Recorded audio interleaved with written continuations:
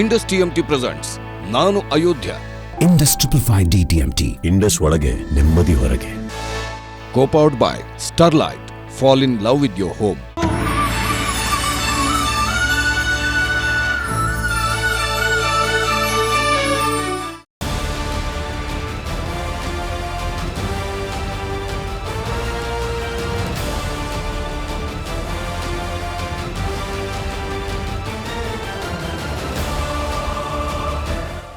December 6ರಂದು ಮಧ್ಯಾಹ್ನ 12 ಗಂಟೆ ಬಳಿಕ ನೀವು ಪೂಜಾ ಕೊಠಡಿಗೆ ಹೋಗಿ ದೇವರ ಪೂಜೆ ಮಾಡುತ್ತಾ ಕುಳಿತಿದ್ರಂತೆ, ಹೌದಾ?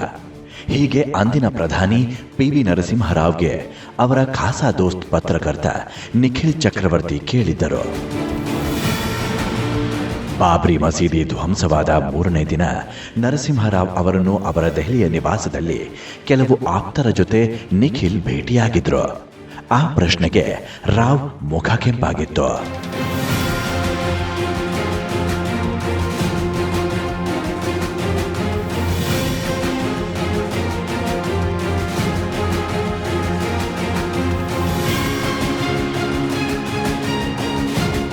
ದಾದಾ, ನನಗೆ ರಾಜಕಾರಣ ಗೊತ್ತಿಲ್ಲ ಅಂತ ತಿಳಿದುಕೊಂಡಿದ್ದೀಯ. ರಾಜಕಾರಣವೇ ನನ್ನ ಉಸಿರು. ಈ ಕ್ಷಣದವರೆಗೂ ಅದನ್ನೇ ಮಾಡುತ್ತಿದ್ದೇನೆ. ಏನಾಗಿದೆಯೋ ಅದು ಸರಿಯೇ ಆಗಿದೆ. ಅದೇ ಕಾರಣಕ್ಕೆ ನಾನು ಹಾಗೆ ಮಾಡಲು ಬಿಟ್ಟೆ. ಬಿಜೆಪಿಯ ಪಾಲಿಗಿರುವ ಮಂದಿರದ ರಾಜಕಾರಣ ಶಾಶ್ವತವಾಗಿ ಮುಗಿಯಲೆಂಬುದೇ ನನ್ನ ಉದ್ದೇಶವಾಗಿತ್ತು. ಮಸೀದಿ ಧ್ವಂಸವಾದ 6ನೇ ದಿನ ರಾವ್ ಹೀಗಂದಿದ್ರು. ಅವರು ನಿರ್ಭಾವುಕರಾಗಿದ್ರು. ಆ ಕಟ್ಟಡ ಯಾವತ್ತಾದರೂ ಉರುಳಲೇಬೇಕಿತ್ತು ಎಂಬ ಭಾವ ಅವರಲ್ಲಿತ್ತು. ಡಿಸೆಂಬರ್ 6ರಂದು ಪ್ರಧಾನಿ ನರಸಿಂಹರಾವ್ ಇಡೀ ದಿನ ಪೂಜಾ ಕೊಠಡಿಯಲ್ಲಿದ್ದರೆಂಬ ವದಂತಿ ದಟ್ಟವಾಗಿ ಹರಡಿತ್ತು. ಮೊದಲ ಗುಂಬಸ್ ಬೀಳುತ್ತಿದ್ದಂತೆ ರಾಷ್ಟ್ರಪತಿ ಶಂಕರ್ ದಯಾಳ್ ಶರ್ಮಾ ಅವರು ಪ್ರಧಾನಿಗೆ ಖಾರವಾದ ಪತ್ರ ಬರೆದು ತಕ್ಷಣವೇ ಕರಸೇವಕರ ಗುಂಪನ್ನು ತಡೆಯುವಂತೆ ಸೂಚಿಸಿದ್ರು. ಆದರೆ ಯಾವ ಕ್ರಮವನ್ನು ಕೈಗೊಂಡಿರಲಿಲ್ಲ.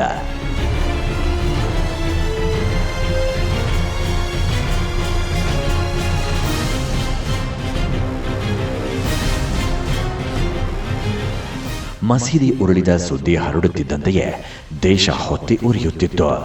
ಆದರೆ ಪ್ರಧಾನಿ ರಾವ್ ಕೇಂದ್ರ ಸಂಪುಟದ ಸಭೆ ಕರೆದಿದ್ರು.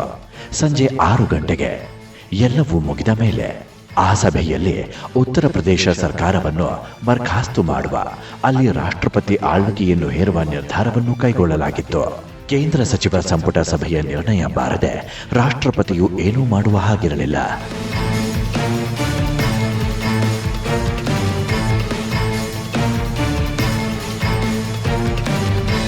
ಇನ್ನು ಕೆಲ ಸಮಯ ನರಸಿಂಹರಾವ್ ಪ್ರಧಾನಿಯಾಗಿ ಮುಂದುವರಿಯುತ್ತಿದ್ದರು. ಬಿಜೆಪಿಯನ್ನು ರಾಜಕೀಯವಾಗಿ ಮುಗಿಸುತ್ತಿದ್ದರೆಂದು ರಾವ್ ಸಂಪುಟದಲ್ಲಿ ಮಂತ್ರಿಯಾಗಿದ್ದ ಭುವನೇಶ್ ಚತುರ್ವೇದಿ ಹೇಳಿದ್ರು. ಬಿಜೆಪಿಯನ್ನು ನಿಶ್ಚಲಗೊಳಿಸುವುದು ಅವರ ರಣತಂತ್ರವಾಗಿತ್ತು.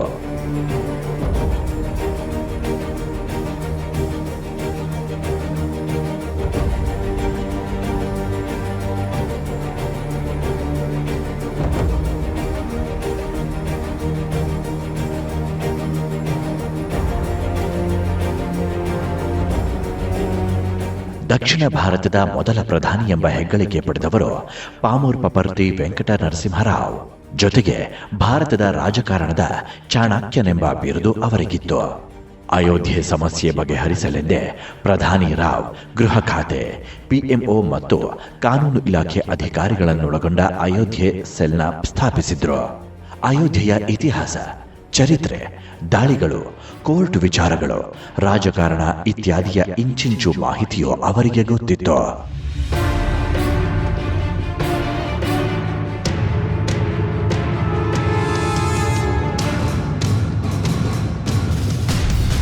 ಮುಸ್ಲಿಮರ ಜೊತೆ ಉರ್ದುವಿನಲ್ಲೇ ಮಾತಾಡ್ತಿದ್ರು. ವಿದೇಶಿ ಮುಸ್ಲಿಮರ ನಿಯೋಗದ ಜೊತೆ ಪರ್ಷಿಯನ್ನಲ್ಲಿ ಮಾತಾಡ್ತಿದ್ರು.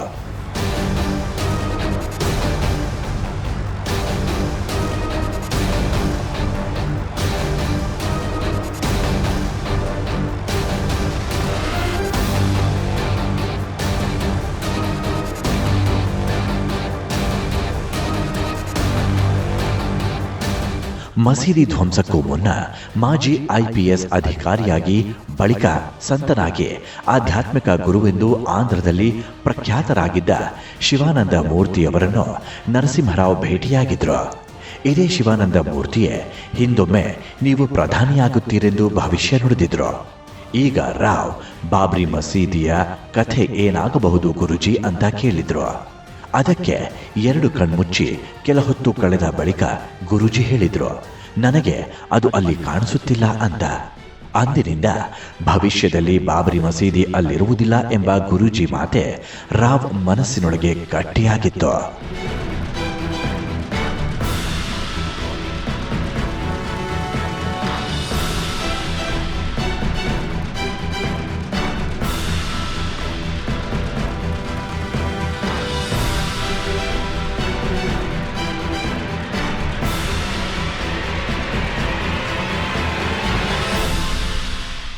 VHP ಅವರು ಕರಸೇವೆಯನ್ನು ಘೋಷಿಸಿದಾಗಲೇ ನರಸಿಂಹರಾವ್ಗೆ ಅನುಮಾನ ಬಂದಿತ್ತು. ದಾಲ್ ಮೇ ಕುಚ್ ಕಾಲಾ ಹೈ ಎಂದು ಮನಸ್ಸಲ್ಲೇ ಅಂದುಕೊಂಡಿದ್ರು. ತಮ್ಮ ರಣತಂತ್ರವನ್ನು ಬದಲಿಸಿದ್ರು.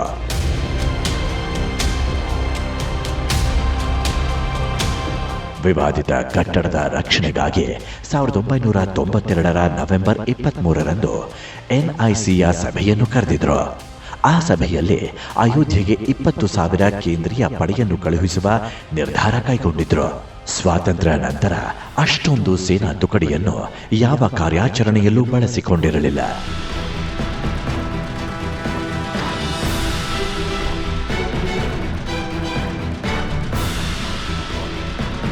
ಅಲ್ಲಿ ಮಂದಿರ ಅನ್ನೋಂಥದ್ದಿದ್ದು ಅದರ ಮೇಲೆ ಸಿಮೆಂಟ್ ಹಚ್ಚಿ ಗೋಡೆ ಒಳಗೆ ತಳ್ಳಿದ್ದಂಥದ್ದು ಅವತ್ತೆಲ್ಲ ಅದು ಹೊರಗೆ ಬಂತು.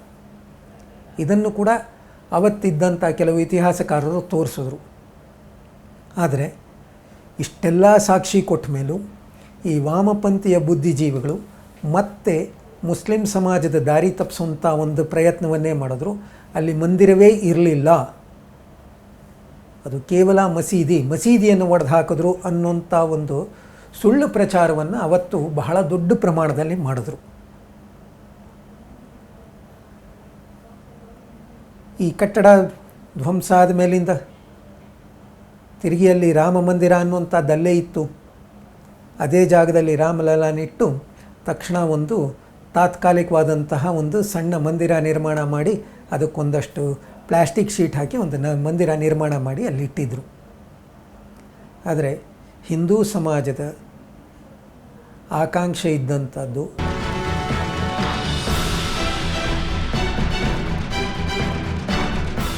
ಡಿಸೆಂಬರ್ 4ರಂದು ಅಯೋಧ್ಯೆಗೆ 250 ಸೇನಾ ತುಕಡಿಗಳು ಹೋಗಿದ್ದವು. ಅದಾಗಲೇ ಅಯೋಧ್ಯೆಯಲ್ಲಿ 1.5 ಲಕ್ಷ ಕರಸೇವಕರು ನೆರೆದಿದ್ರು. ನಾಳೆ ಏನಾಗಬಹುದು ಸರ್ ಅಂತ ಅಧಿಕಾರಿಗಳು ಕೇಳಿದಾಗ ರಾವ್ ಹೇಳಿದ್ರು, ನಾನು ಸುಪ್ರೀಂ ಕೋರ್ಟ್ನ ಮಹಾದ್ವಾರದಲ್ಲಿ ಹನುಮಾನ್ಜಿಯಂತೆ ಕುಳಿತಿರುತ್ತೇನೆ. ಸುಪ್ರೀಂ ಕೋರ್ಟ್ ಯಾವ ನಿರ್ದೇಶನ ಕೊಡುತ್ತದೋ ಅದೇ ರೀತಿ ಮಾಡುತ್ತೇನೆ ಎಂದಿದ್ರು ಪ್ರಧಾನಿ ರಾವ್.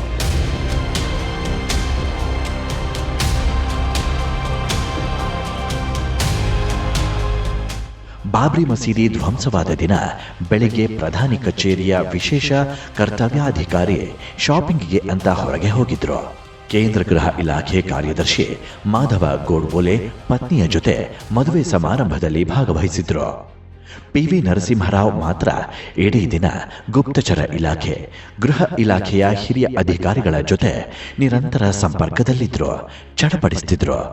ಗುಂಬಸ್ ಬಿದ್ದಾಗ IB ಮುಖ್ಯಸ್ಥರು ಪ್ರಧಾನಿ ಸೂಚನೆಯಂತೆ ಕೇಂದ್ರ ಗೃಹ ಸಚಿವ SB ಚೌಹಾಣ್ರಿಗೆ ಕರೆ ಮಾಡಿದರೆ ಅತ್ತ ಪತ್ನಿ ಕರೆ ಸ್ವೀಕರಿಸಿದ್ರು. ಸಾಹೇಬರು ಮಲಗಿದ್ದಾರೆ, ಏನಾದರೂ ಹೇಳಲಿಕ್ಕಿದೆಯಾ ಎಂದು ಕೇಳಿದ್ರು. ತುಂಬಾ ದೊಡ್ಡ ಸಂಕಷ್ಟ ಬಂದೊದಗಿದೆ, ಬಾಬ್ರಿ ಮಸೀದಿಯ ಮೊದಲ ಗುಂಬಸ್ ಉರುಳಿದೆ ಎಂದು ಅವರಿಗೆ ಹೇಳಿ ಅಂತ ಫೋನ್ ಇಟ್ಟಿದ್ರು IB ಚೀಫ್.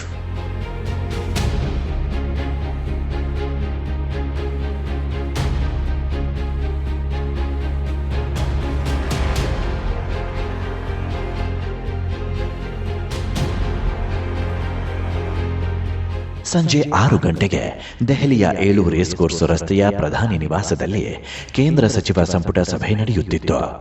ಎಲ್ಲ ಮಂತ್ರಿ ಪರಸ್ಪರ ಗುಸುಗುಸು ಮಾತನಾಡುತ್ತಾ ಕಳೆದಿದ್ರು.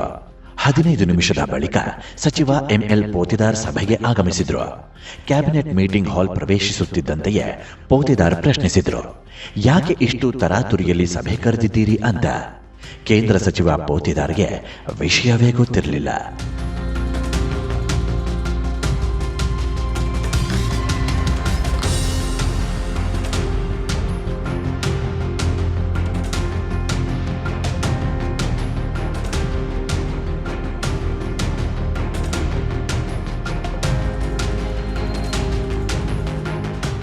ನಾವಿಲ್ಲಿ ಕಲ್ಯಾಣ್ ಸಿಂಗ್ ಸರ್ಕಾರವನ್ನ ವಜಾಗೊಳಿಸುವ ನಿರ್ಣಯಕ್ಕೆ ಸಭೆ ಸೇರಿದ್ದೇವೆ ಎಂದರು ಮಾಧವರಾವ್ ಸಿಂಧಿಯಾ.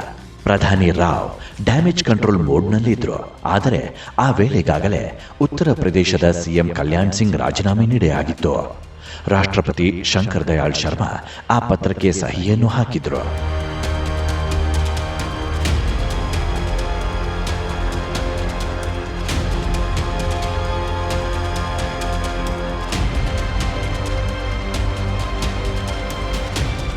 ಬಾಬ್ರಿ ಮಸೀದಿ ಧ್ವಂಸವಾದ ಸುದ್ದಿ ತಿಳಿದು ರಾಷ್ಟ್ರಪತಿ ಶರ್ಮಾ ಕಣ್ಣೀರು ಸುರಿಸಿದ್ರಂತೆ. ದೇಶವನ್ನುದ್ದೇಶಿಸಿ ದೂರದರ್ಶನದಲ್ಲಿ ಭಾಷಣ ಮಾಡಲು ಮುಂದಾಗಿದ್ದರು ಶಂಕರ್ ದಯಾಳ್ ಶರ್ಮಾ. ಆದರೆ ಪ್ರಧಾನಮಂತ್ರಿ ಕಚೇರಿ ಶರ್ಮಾ ನಿರ್ಧಾರವನ್ನು ತಡೆದಿತ್ತು. ಆ ದಿನ ಕೇಂದ್ರ ಸಚಿವ ಸಂಪುಟ ಸಭೆಯಲ್ಲಿ ಬಿಸಿ ಬಿಸಿ ಚರ್ಚೆ ನಡೆದಿತ್ತು. ಆಕ್ರೋಶಗೊಂಡು ಅಬ್ಬರಿಸಿದ ಪೋತೆದಾರ್ ಒಂದು ಹಂತದಲ್ಲಿ ಅತ್ತಿದ್ದರೂ ಕೂಡ ಸಿಕೆ ಜಾಫರ್ ಶರೀಫ್ ಇದಕ್ಕೆ ದೇಶ ಭಾರಿ ಬೆಲೆಯನ್ನೇ ತೆರಬೇಕಾದೀತು ಎಂದು ಎಚ್ಚರಿಸಿದ್ರು.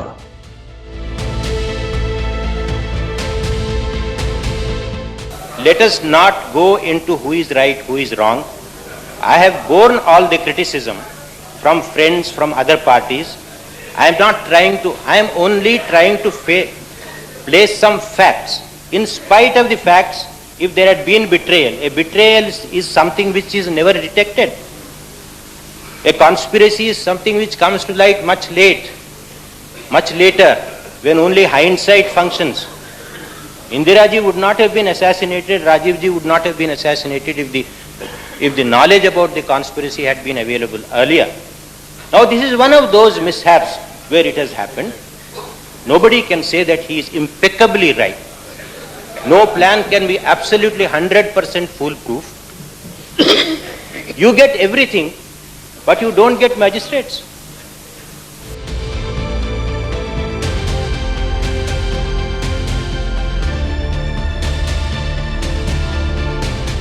ಆ ದಿನ ರಾತ್ರಿ 9:10ಕ್ಕೆ ಉತ್ತರ ಪ್ರದೇಶದಲ್ಲಿ ಕಲ್ಯಾಣ್ ಸಿಂಗ್ ಸರ್ಕಾರ ವಜಾಗೊಳಿಸಿ ರಾಷ್ಟ್ರಪತಿ ಆಳ್ವಿಕೆ ಹೇರುವ ಆದೇಶಕ್ಕೆ ರಾಷ್ಟ್ರಪತಿ ಸಹಿ ಹಾಕಿದ್ರು.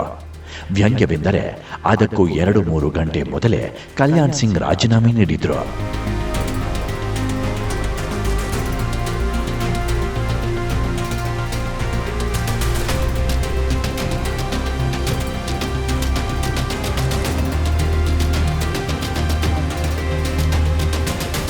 ರಾತ್ರಿ 9:30ಕ್ಕೆ ಪ್ರಧಾನಿ ರಾವ್ ದೇಶವನ್ನುದ್ದೇಶಿಸಿ ಭಾಷಣ ಮಾಡಿದ್ರು.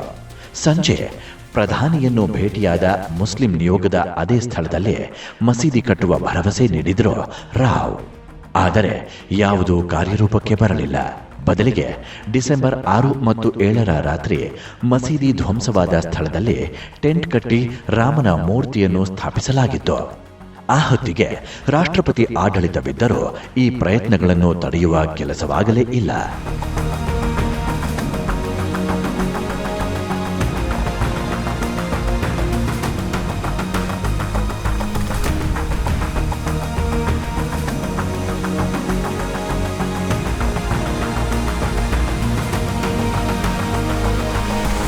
ನರಸಿಂಹರಾವ್ ನೇತೃತ್ವದ ಕಾಂಗ್ರೆಸ್ ಸರ್ಕಾರದ ಮೇಲೆ ವ್ಯಾಪಕ ಆಕ್ರೋಶ ವ್ಯಕ್ತವಾಗಿತ್ತು. ದೇಶಾದ್ಯಂತ ಕೋಮು ಗಲಭೆಗಳಾದವು. ದೇವಾಲಯಗಳನ್ನು ಧ್ವಂಸಗೊಳಿಸಲಾಯಿತು. ಹಿಂದೂ ಮುಸ್ಲಿಂ ಕೋಮು ಗಲಭೆಗಳು ತಾರಕಕ್ಕೇರಿತು. ಆ ಸಮಯದಲ್ಲಿ ದೇಶಾದ್ಯಂತ 1200 ಮಂದಿ ಹತ್ಯೆಗೀಡಾದರು. 4000ಕ್ಕೂ ಹೆಚ್ಚು ಮಂದಿ ಈ ಹಿಂಸಾಚಾರದಿಂದ ಗಾಯಗೊಂಡರು.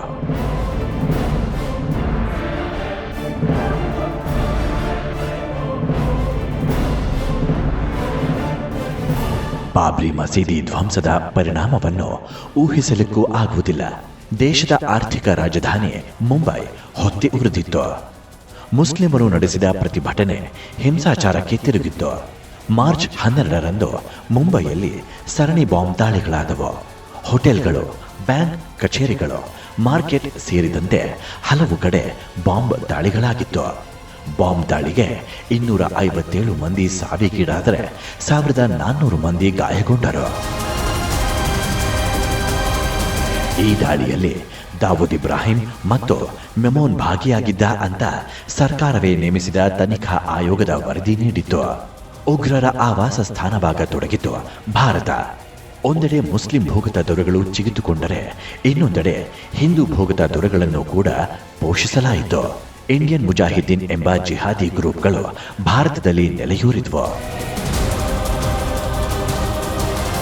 ಎಲ್ಲಿಯ ಅಯೋಧ್ಯೆ, ಎಲ್ಲಿಯ ರಾಮ, ಎಲ್ಲಿಯ ಬಾಬರ್, ಎಲ್ಲಿಯ ದಾವೂದ್, ಎಲ್ಲಿಯ ಭೂಗತ ಜಗತ್ತು ಎಲ್ಲವೂ ಒಂದಕ್ಕೊಂದು ಸೇರಿಕೊಂಡಂತೆ ರಾಮ ಭಕ್ತರು ರಾಮರಾಜ್ಯದ ಆಶಯವನ್ನು ಕಂಡ ರಾಮನಿಗಾಗಿ ನಡೆದ ಹೋರಾಟ ಮುಂದೆ ಏನೇನೋ ತಿರುವುಗಳನ್ನು ಪಡೆಯುತ್ತಾ ಹೋಯಿತು.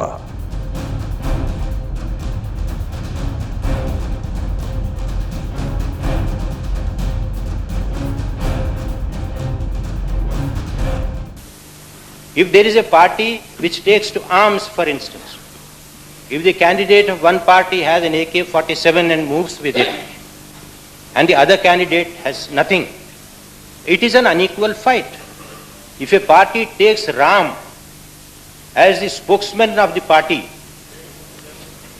and affects the minds and hearts of people day in and day out, whereas the other party does not even utter this, because it is a secular party, does not want to make use of that as an issue.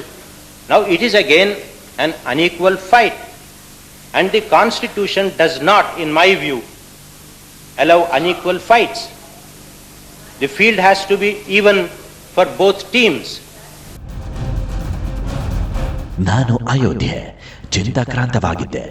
ನನ್ನ ಭಾರತ ಭಾರತವಾಗಿ ಉಳಿದಿರಲಿಲ್ಲ.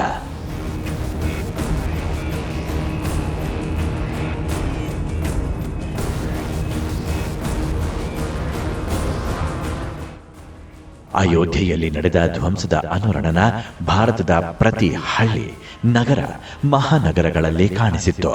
ಹಿಂದೂಗಳು, ಮುಸ್ಲಿಮರು ಪರಸ್ಪರ ಕಾದಾಡಿದ್ರು. ಮನೆಗಳು, ಅಂಗಡಿಗಳು, ಆರಾಧನಾಲಯಗಳನ್ನು ಧ್ವಂಸಗೊಳಿಸಿದ್ರು. ಮುಂಬೈ, ಸೂರತ್, ಅಹಮದಾಬಾದ್, ಕಾನ್ಪುರ, ದೆಹಲಿ, ಭೋಪಾಲ್ ಸೇರಿದಂತೆ ಹಲವು ಕಡೆಗಳಲ್ಲಿ ಹಿಂಸೆ ತಾರಕಕ್ಕೇರಿತು. ಹಲವು ಬಿಜೆಪಿ, ವಿಎಚ್ಪಿ ನಾಯಕರನ್ನು ಕಸ್ಟಡಿಗೆ ಪಡೆಯಲಾಯಿತು. ಮುಂಬೈಯೊಂದರಲ್ಲೇ ನಡೆದ ಹಿಂಸಾಚಾರದಿಂದಾಗಿ 9,000 ಕೋಟಿ ರೂಪಾಯಿ ಮೌಲ್ಯದ ಆಸ್ತಿ ಪಾಸ್ತಿ ನಷ್ಟವಾಯಿತು.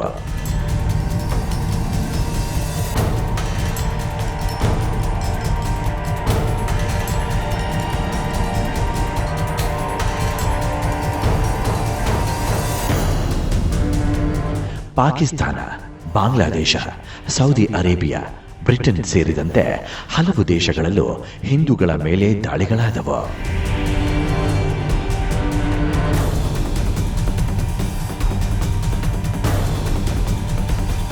ಬಾಬ್ರಿ ಮಸೀದಿಯ ಧ್ವಂಸದ ಬಳಿಕ ತನಿಖೆಗೆ ಕೇಂದ್ರ ಸರ್ಕಾರ ನಿವೃತ್ತ ಹೈಕೋರ್ಟ್ ಜಡ್ಜ್ ಎಂಎಸ್ ಲಿಬರಾನ್ ನೇತೃತ್ವದಲ್ಲಿ ಒಂದು ಆಯೋಗವನ್ನು ರಚಿಸಿತ್ತು.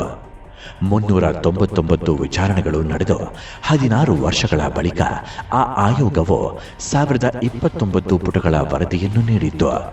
ಆ ವರದಿಯು ಹಿಂದೂ ಪರ ಬಿಜೆಪಿ ನಾಯಕರತ್ತ ಬೊಟ್ಟು ಮಾಡಿತ್ತು.